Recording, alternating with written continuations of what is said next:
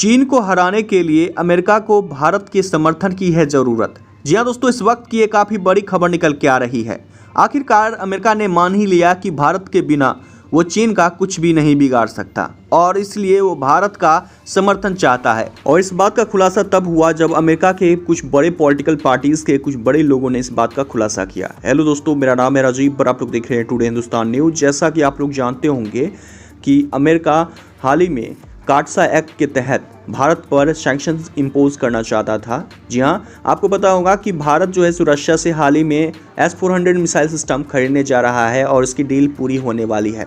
और वहीं दूसरी तरफ अमेरिका ने ये भी बात कही है कि अब अगर आप S-400 मिसाइल सिस्टम अगर रशिया से लेते हैं तो काटसा एक्ट के तहत हम आप पर सैंक्शंस इंपोज कर देंगे। दोस्तों, बात कर ली जाए तो इसका खुद विरोध अमेरिका के कुछ बड़े पॉलिटिकल लीडर्स ने की है।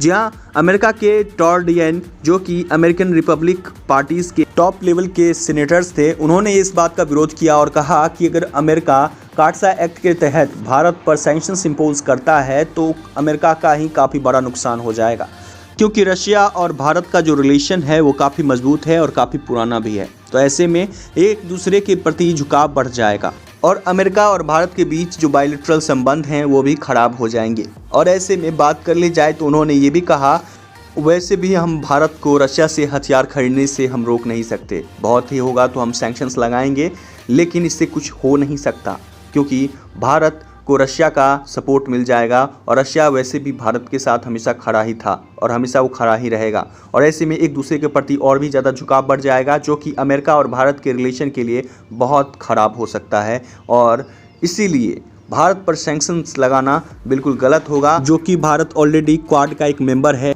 और ऐसे में चाइना पर दबाव बनाने के लिए भारत के समर्थन की ज़रूरत है हमें, और भारत के बिना हम चाइना पर किसी भी तरह का काउंटर नहीं कर सकते।